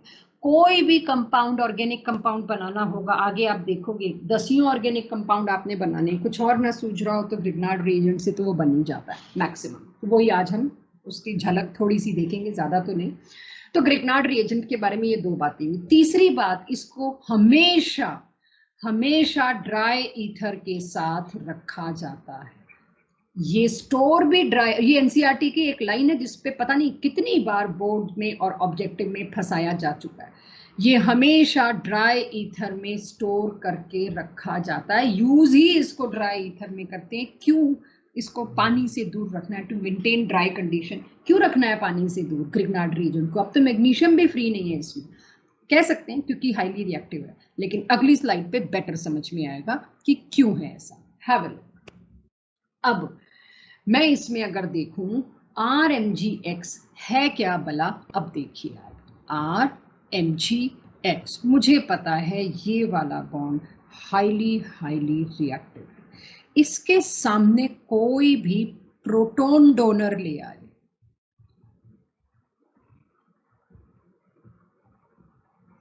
ये इसके सामने आप कोई भी प्रोटॉन डोनर ले आते हो तो क्या हाल होगा भाई? प्रोटॉन डोनर कौन होते हैं? जो प्रोटॉन दे सके। फॉर एग्जांपल वाटर, HOH, बिल्कुल सही। प्रोटॉन डोनर मिलते ही इसका बॉन्ड टूटा, ये वैसे ही टूटने को तैयार है। क्या बना?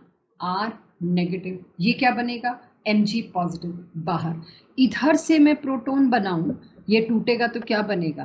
प्रोटॉन। और इसका क्या बनेगा? Hydroxide ion. जोड़ दो पॉजिटिव को नेगेटिव से, क्या बन जाएगा?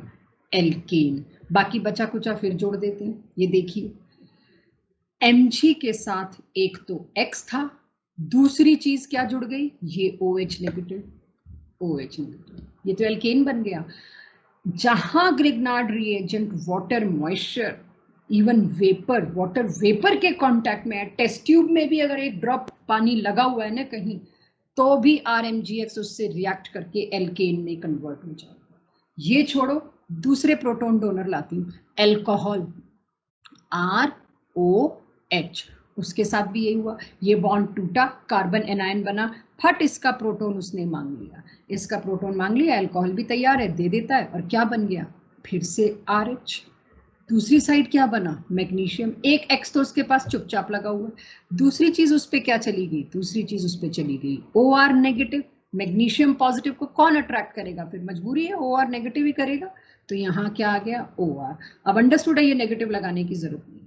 तीसरा, फिर एक प्रोटॉन डोनर, आप जानते हैं NH3। क्या मैं NH3 को ऐसे लिख दूं HNH2? ये रहा इसका प्रोटॉन, वो प्रोटॉन फिर R के पास गया, RH प्लस Mg X, और अब यहाँ क्या आएगा? ये वाला नेगेटिव हिस्सा NH2। डन। एक और proton donor CH triple bond CH, ये नीट के लिए निहायत इंपॉर्टेंट है। और आपको ये बता दूं, चारों चैप्टर के लिए ये वाली स्लाइड, ये वाला पेज आपका आगे तक जाएगा, आपको पता नहीं कहाँ कहाँ ये ढूंढना पड़ेगा। अल्कोहल आ गया इसमें, अमीन्स भी आ गया इसमें, एक चैप्टर अल्कोहल के नाम पे, एक चैप्टर अमीन्स के नाम पे, 12th 11th में एक चैप्टर एल्काइंस के नाम पे, एल्काइंस एल्कीन्स के नाम पे। इसमें भी हम आपको बता चुके हैं अभी तक कि एल्काइन का H एसिडिक होता है, प्रोटॉन बनने को तैयार है। ठीक है जी, ये फिर इस R के साथ जुड़ जाएगा, RH, और दूसरी साइड क्या बना? इसके बायप्रोडक्ट इंपॉर्टेंट है X, और ये जो C नेगेटिव था ये जुड़ गया इसके साथ, C triple bond CH last. मतलब अब कोई भी चीज प्रोटॉन बनाने को इतनी इंटरेस्टेड ना भी हो, ग्रिग्नार्ड बनवा देगा उससे, जैसे कि H2S। H2S तो वाटर से भी ज्यादा बड़ा प्रोटॉन डोनर है, एसिड है, P ब्लॉक में आप पढ़ के आए, बॉन्ड कंपैटिबिलिटी इतनी पुअर है, बड़ी जल्दी प्रोटॉन टूट जाएगा। तो यहाँ पर भी क्या बना? RH। इन सब में क्या बन गया? इन सब में बना एल्केन। तो ग्रिग्नार्ड रिएजेंट को ड्राई ईथर में रखना क्यों जरूरी है? ताकि गलती से आसपास जो वाटर है वो इससे आके रिएक्ट ना कर जाए। स्टोर करना क्यों जरूरी है? And once you are exposing it to any proton donor, end result is same, that is alkane. This is byproduct. तो ये एक बहुत अच्छा मेथड हो सकता है एल्काइल हैलाइड्स को एल्केन में कन्वर्ट करने का। लास्ट ईयर ये एल्केन की प्रिपरेशन में हुआ करता था, कोई पढ़ाता है कोई नहीं पढ़ाता, क्योंकि 12th के NCERT में है। So Grignard reagent can behave as a good proton donor, इसीलिए इसको ड्राई ईथर में रखना जरूरी है। NCERT वालों के लिए आज इतना ही काम था, वो जा सकते हैं। एल्काइल हैलाइड के सारे रिएक्शन कंप्लीट हो गए। अब जो भी हम बात कर रहे हैं वो कंपटीशन वालों के लिए बात कर रहे हैं, वो भी बहुत थोड़ी सी। अब आप सभी लोग ग्रिग्नार्ड रिएजेंट का ये बिहेवियर देख लिया आपने। मैं एनसीईआरटी से बाहर निकलूं तो एक रिएक्शन और दिखा देती हूँ, RMgX, ये ग्रिग्नार्ड है। आप इसको D2O हैवी वाटर देते हो। हैवी वाटर का क्या मतलब है? DOD, जैसे वाटर का मतलब था HOH, तो ये क्या हुआ? DOD। हैवी वाटर देने का मतलब है प्रोटॉन की जगह ड्यूट्रियम जाएगा, उसका आयन जाएगा इधर, तो उससे ये कर लेना बच्चों। भी मैं बुक लिए बैठी हूँ MS चौहान की, जो one of the most difficult book होती है, जिसमें से आपको अब मैं क्वेश्चन कुछ करवाने वाली हूँ, तो वही आपके साथ डिस्कस करने में इसमें हेल्प होगी। तो DOD क्या है? अब आपको इतना पता है कि इसका काम क्या है, आंख बंद करके इसने ये बनाना, सामने जो भी पॉजिटिव स्पीशीज आएगी वो इसके साथ जुड़ जाएगी। वाटर में H+ था तो इसमें क्या होगा? ड्यूट्रियम P+, D+, तो क्या बन जाएगा आपके पास? बनेगा एल्केन ही, बट एक H की जगह एक D आ जाएगा। सो अभी मैं आपको ऐसे कुछ रिएक्शंस करवाऊंगी जिसके अंदर इसका इस्तेमाल होगा। I hope you people will be able to understand that after this detail. So heavy water के साथ भी आप कुछ भी करवाइए, R- फिक्स है टूटना ग्रिग्नार्ड रिएजेंट का। तो ग्रिग्नार्ड में कुछ इस तरह से हमने काम करना था, तो ये बात खत्म होती है ग्रिग्नार्ड रिएजेंट को लेके। अब मैं कुछ कंपटीशन का डिटेल करवाऊं, कुछ आपके साथ क्वेश्चंस डिस्कस करने हैं मेरे को, ऑब्जेक्टिव, वो भी कोई बहुत ज्यादा नहीं, और फिर वो E2 मैकेनिज्म भी करनी है, वो आपको वैसे पता है क्या होना है। तो अब मैं आपको जो आज लास्ट कैटेगरी हुई है ना बच्चों, that is reaction with active metals, उसके कुछ क्वेश्चन ले रखी हूं मैं यहाँ पर, और वो आपसे बात करना चाहूंगी। अब पहला क्वेश्चन देखिए, यानी अब मैं जो आपके साथ डिस्कस कर रही हूँ, I am discussing some problems with you, और वो प्रॉब्लम्स में मैं 4 ऑप्शन नहीं दे रही, वो हमारा टाइम बहुत वेस्ट करता है, मैं सीधे आपके साथ डिस्कस कर रही हूँ। You have given a reaction that is CH3 CH2 Br, ठीक है।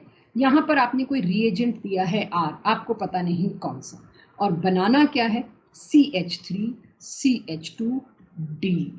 अभी पढ़ा है इसीलिए आपको डिस्कस करूं आपसे, तो क्या अब रिएजेंट R का मतलब एक ही रिएजेंट नहीं, it can be combination this plus this. तो अब इसमें आंसर क्या होगा for this kind of chain? ये अपने कॉपी में लिख लीजिएगा, these are problem solving tips एक तरह से। सो ये R क्या होगा? पहले तो मुझे इसमें बीच में आपको, अब आपको खुद को कैसे आएंगे ऐसे क्वेश्चन? एल्काइल हैलाइड है, उससे एल्केन ही तो बनाना है। एल्काइल हैलाइड से एल्केन बनाने का बेस्ट मेथड अभी तक मैंने पढ़ा है, ग्रिग्नार्ड बना दो। तो सबसे पहले तो इसको मैग्नीशियम के साथ रिएक्ट करा के ईथर की प्रेजेंस में, आज मैंने वही करवाया ना पहले, तो उससे क्या बन जाएगा? CH3 CH2 Br वाले बॉन्ड के बीच में मैग्नीशियम घुस जाएगा। बात तो सही है, पहले तो ये करना पड़ेगा इसमें मेरे को, फॉलोड बाय उसके बाद आप D2O से रिएक्ट करा दो। यानी जब आपने Mg ईथर दिया होगा तो क्या बनेगा? तब बनेगा CH3 CH2 Mg Br, और उसके बाद आपने इसको दिया D2O, तो क्या बनेगा? CH3 CH2 1D। तो सबसे पहला प्राइमरी तरीका क्वेश्चंस का है, 4 सेट्स ऑफ रिएजेंट दिए, नन ऑफ द अबव भी उसमें एक हो सकता है, 3 में ऑल ऑफ द अबव भी हो सकता है, और कोई एक भी हो सकता है। तो ये यहाँ पर रिएजेंट मेरे को ऐसा यूज करना पड़ेगा। तो एक जस्ट प्रॉब्लम सॉल्विंग टिप के लिए आपके साथ ये डिस्कस किया। अब मैं एक और क्वेश्चन आपके साथ डिस्कस करती हूँ, इसकी काफी कवरेज है एक्चुअली।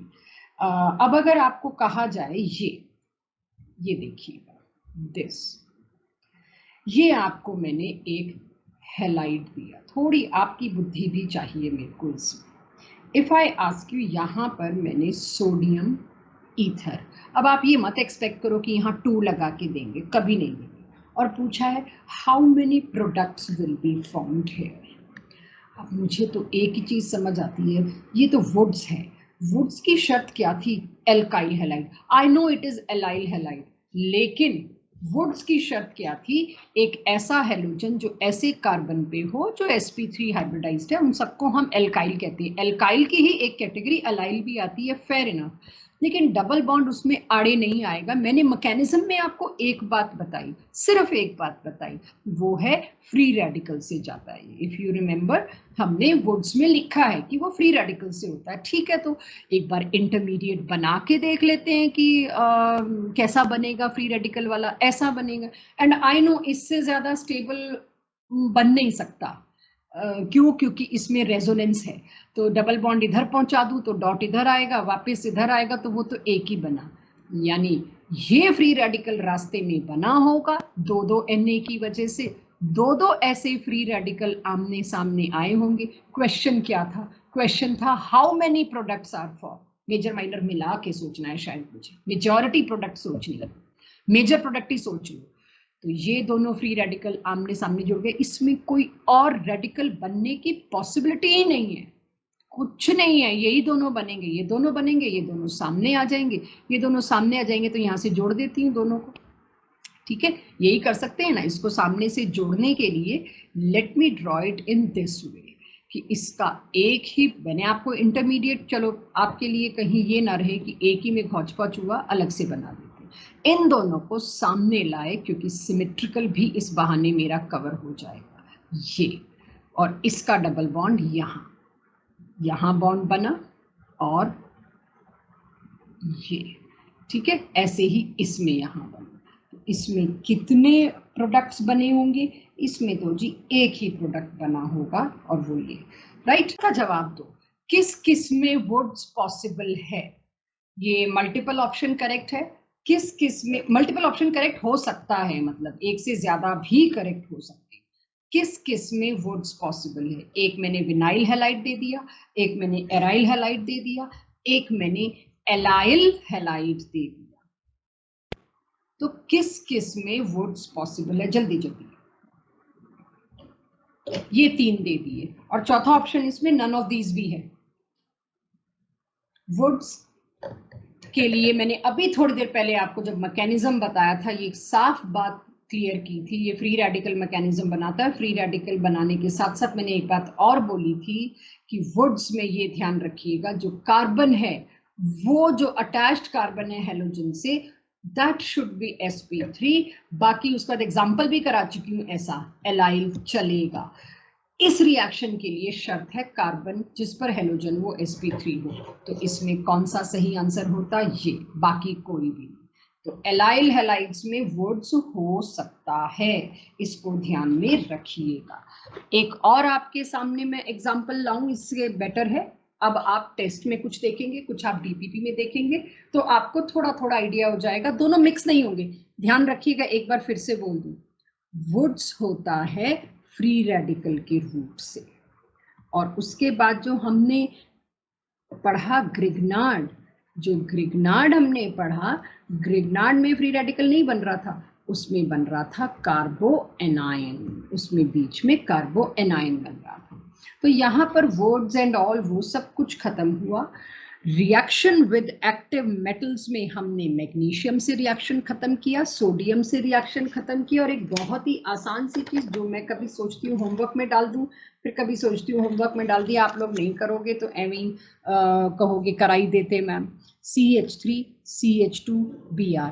भाई कोई भी रिएक्टिव मेटल दे दो, चाहे लिथियम दे दो, चाहे लेड दे दो, चाहे कोई रिएक्टिव मेटल दे दो, क्या होगा? एल्काइल हैलाइड की जगह मेटल जाएगा और क्या बना रहा है? CH3 CH2 allyl. ऐसे ही लेड में क्या होगा? क्योंकि लेड की वैलेंसी 4 है, तो चार चार एल्काइल जुड़ेंगे उसके साथ, CH3 CH2 4 और Pb। ये बन गया आपके लिए टेट्रा इथाइल लेड, TEL, जो कि TEL tetra ethyl lead gasoline यानी पेट्रोल में डाला जाता है एज एंटी नॉकिंग, इंजन में नॉकिंग ना हो, right, as anti knocking agent, जो एक हैवी पॉल्यूटेंट बनने लगा, इसीलिए टेल को बैन किया गया काफी साल पहले। आज भी आप पेट्रोल पंप्स पे लिखा हुआ देखते हैं हिंदी में, सीसा रहित पेट्रोल मिलता है। सीसा मीन्स लेड, लेड को हिंदी में सीसा बोलते हैं, इट्स नॉट शीशा, इट्स सीसा। तो जब भी आप देखेंगे पेट्रोल पंप्स पे हिंदी में भी लिखा होता है सीसा रहित पेट्रोल और इंग्लिश में लिखा होता है अनलेडेड पेट्रोल। अब आपके पास जहां मैंने पेजेस छुड़वाए थे मैं वहीं पहुंच रही हूँ। आपको E1 मैंने कराया, दोबारा देखिए E1 में बीच में क्या बनता है, कार्बोकेटाइन, और मेजर प्रोडक्ट अक्सर आप देखोगे सेटसेफ वाला है। सब कुछ वही जैसा SN1 में था, हर चीज सेम। अब बस फर्क का है, कार्बोकेटाइन बनने के बाद न्यूक्लियोफिलिक सब्स्टिट्यूशन में तो यहाँ न्यूक्लियोफाइल आके जुड़ जाता था, यहाँ पे न्यूक्लियोफाइल नहीं जुड़ेगा, यहाँ पड़ोसी कार्बन से प्रोटॉन निकल जाएगा। तो अब मैं आपको E1 तो बता दिया, E2 बता देती हूँ। E2 देखिए, दिस इज E2। आपको जो PDF में नोट्स मिलेंगे वो सिलसिलेवार मिलेंगे। आई विल मेक श्योर कि उसके पेजेस में इधर उधर ना हो, जैसे आपको सिस्टमैटिक मिलने चाहिए। E2 मैकेनिज्म के आगे आप लिखिए bimolecular, which we all know bimolecular का मतलब क्या है, जिसमें concentration of alkyl halide as well as जो आप बेस ले रहे हैं दोनों रेट को डिसाइड करते हैं। तो E2 मैकेनिज्म मैं आपके सामने कर रही हूं, देखिएगा CH CH3 CH3, राइट। इसके साथ एक और कार्बन, ये रहा H, ये रहा CH3, ये रहा Br, एल्काइल हैलाइड लिया और मैंने सेकेंडरी लिया क्योंकि सेकेंडरी में आप जानते हैं बोथ आर फेवर्ड। पिछले केस में मैंने टर्शरी लिया था क्योंकि मेरे को वही वाला दिखाना था। सेकेंडरी में दोनों फेवर्ड होते हैं। सबसे पहली चीज क्या भाई, ये सिंगल स्टेप है, सिंगल स्टेप है। एल्कोहलिक NaOH लिया आपने, जिसकी वजह से NaOET बना, ये पॉजिटिव ये नेगेटिव। इस बेस के इन्फ्लुएंस में ये इसका बेस ये रहा। अब ये बेस जो प्रोड्यूस हुआ बच्चों, ये एंटी साइड से गया, ऑपोजिट साइड से, यहाँ ब्रोमीन लगा है ना, यहाँ गया। यही आपने SN2 में देखा था, यही चीज इसी तरह से SN1 और SN2 में भी आप देख रहे थे, हो ही रहा था सेम। यही SN2 वाली बात मैं यहाँ ला रही हूँ।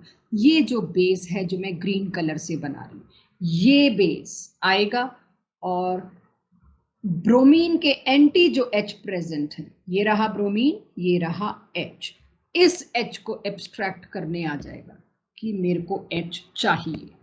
उसकी वजह से क्या होगा, ये प्रोटॉन बन के निकल गया, ये प्रोटॉन बन के निकला, तब ये बॉन्ड उसी स्टेप में कहेगा पड़ोसी को तुम ले लो जी, ले लेते हैं। अब इस कार्बन ने जब इससे बॉन्ड ले लिया तो इसके तो पहले ही 4 बॉन्ड थे, ये ब्रोमीन को कहेगा बाय बाय, आप निकलो। क्यों? क्योंकि वहां से एक बॉन्ड आ रहा है। सब कुछ एक ही स्टेप में हुआ, कोई कार्बोकेटाइन नहीं बना। और इसका रिजल्ट क्या हुआ, ये वाला कार्बन CH3, ये वाला CH3 अनटच्ड, और यहां आ गया ये डबल बॉन्ड। इस C पे क्या हुआ, वो H जो लगा हुआ था एज इट इज, और ये रहा CH3। क्या बन गया मेरे पास, मेरे पास आ गया एल्कीन। कोई कार्बोकेटाइन की खुशबू नहीं आई बीच में। बस अब आप क्वेश्चंस देखेंगे ना तो H ऐसे फैला के नहीं लिखे होंगे, ऐसे लिखा होगा। तो कई बार होता है वो H कहाँ गया, वो भी निकल गया क्या, नहीं। अंडरस्टूड है, H नहीं दिए जाते, ये H हम मैकेनिज्म के वक्त बना देते हैं, लेकिन आप ये मान के चलिए वैलेंसी पूरी करने के लिए आपको H लिखना पड़े, लिख सकते हैं आप, वो बॉन्ड लाइन नोटेशन में अंडरस्टूड ले लिया जाता है। तो ये बना आपके पास। अच्छा, इसमें सिस्ट्रांस पॉसिबल नहीं था बट ये बना। E2 में क्या हुआ, इट वॉज 1 स्टेप, और E1 में क्या हुआ, इट वॉज 2 स्टेप। तो ये 2 मैकेनिज्म थे। एक आखिरी चीज जो अब मैं आपको दे रही हूँ, इनका कॉम्बिनेशन। जैसे हमने SN1 SN2 में देखा था कि एक कॉम्बिनेशन तो था कि किसमें कौन सा फेवर होगा, ये तो हमको पता चलना चाहिए। तो उसको पता करने के लिए ये जब आपकी क्लास का टाइम हो रहा था तब मैंने ये टेबल आपके सामने बनाया था। जो बच्चे कल नोट कर रहे होंगे वो देख रहे होंगे जस्ट कहाँ E1 सक्सेसफुल होता है, कहाँ E2 सक्सेसफुल होता है, उस चीज को आप समझ लीजिए। E1 क्या होता है, पूरा लेखा जोखा यहाँ डाल रही हूँ, यूनिमॉलिक्यूलर, मतलब रेट लॉ में एक ही चीज रोल प्ले करती है। E2 क्या होता है, बायोमॉलिक्यूलर, मतलब रेट लॉ में दोनों की कॉन्सेंट्रेशन मायने रखती है। बैरियर क्या है बीच में बनने वाला, इस केस में कार्बोकेटाइन बनता है, इसीलिए टर्शरी में E1 फेवर होगा, सेकेंडरी और प्राइमरी उसके बाद। इसमें कोई बैरियर नहीं है, कोई इंटरमीडिएट नहीं है, एक ही स्टेप में सब घोल मोल हो लेता है। इसीलिए प्राइमरी और सेकेंडरी में फेवर होगा, टर्शरी में तो भूल जाओ। इसके लिए बेस कोई खास इंपॉर्टेंस नहीं रखता, बेस ठीक है होना चाहिए, लेकिन टर्शरी खुद से ही तैयार है। आपने देखा था वीक बेस में भी टर्शरी चल पड़ता है, रखता है इंपॉर्टेंस, बेस होना चाहिए लेकिन कोई खास इंपॉर्टेंस नहीं, क्योंकि E1 है, वो रेट को नहीं डिसाइड कर रहा है, कोई खास इंपॉर्टेंस नहीं। फॉर श्योर बेस होना चाहिए। मैं बात कर रही हूँ E1 वर्सेस E2। कहीं सब्सटीट्यूशन से मत कह देना कि मैम ने तो कहा था बेस इंपॉर्टेंट नहीं है, वीक ले लो तो इसमें सब्सटीट्यूशन हो जाएगा। नहीं, मैं ये बात कर रही हूँ अगर आपने सेकेंडरी एल्काइल हैलाइड ले लिया और एक केस में आपने इंश्योर किया सेकेंडरी में स्ट्रॉन्ग बेस, E2 होगा। लेकिन E1 होने के लिए बेस कोई खास इंपॉर्टेंस रोल प्ले नहीं करता। क्या करता है वो भी देख लेंगे, नॉट इंपॉर्टेंट। लेकिन अगर स्ट्रॉन्ग बेस लेते हो तो बजाय E1 के बात कहाँ जाएगी, E2 पे जाएगी। प्रोडक्ट सेम रहेगा, मैं सिर्फ मैकेनिज्म की बात कर रही हूँ, प्रोडक्ट से कंफ्यूज मत होइएगा। E1 हो E2 हो, प्रोडक्ट सेम है, वही सेक्सिफ।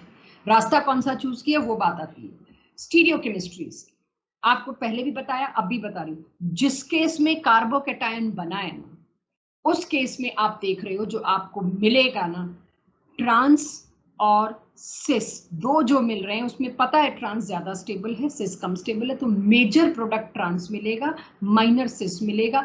इसमें भी वो तो होगा ही होगा, अंडरस्टूड है, मैं उसको रिमूव नहीं कर रही, सेम वो तो है ही है। लेकिन एक खास बात और है, leaving group should be anti to hydrogen atom. अभी मैंने आपको दिखाया था ब्रोमीन के एंटी जो प्रोटॉन था वो निकलता है।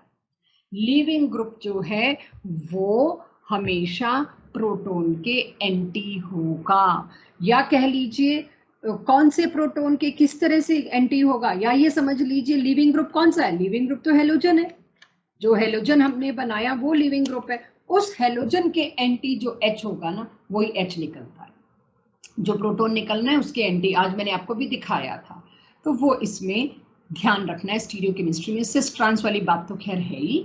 दूसरी बात, लिविंग ग्रुप और प्रोटॉन दोनों एक दूसरे के ऑपोजिट होने चाहिए। लास्ट, सॉल्वेंट, इसमें हाईली पोलर चाहिए। क्यों? क्योंकि कार्बोकैटायन बनना है भाई, कार्बोकैटायन बनाना है, उसके लिए मेरे को हाईली पोलर सॉल्वेंट चाहिए। इसमें सॉल्वेंट का पोलर होना ना होना उतनी इंपॉर्टेंस नहीं रखता। तो E1 और E2 का सारी समरी मैंने आपको यहाँ पर दे दी। आप ये ध्यान रखिएगा कि ये वाली बात में कंफ्यूज ना होइएगा। इसके लिए भी DPP आपके पास पहुंचेगी 1-2 दिनों में, जिसमें स्पेसिफिकली एलिमिनेशन और सब्स्टिट्यूशन के +1 से रिलेटेड काम कराए जाए। ये एलिमिनेशन रिएक्शन आपका +1 का पार्ट था, तभी भी आपको सर्टेनली कराया गया होगा, लेकिन नहीं भी अगर आप कर पाए, क्योंकि आखिरी चैप्टर्स में होता है तब आप पे बर्डन बहुत होता है, इसलिए सारा मैंने आज दोबारा से करा दिया। So that's all about your today's class, जिसमें मैंने आपको 4 चीजों की ध्यान दिलाया, SN1, SN2, E1, E2, इन 4 चीजों का ध्यान दिलाया। मिक्स होता है, घौच-पौच होती है, सो नॉट टू माइंड।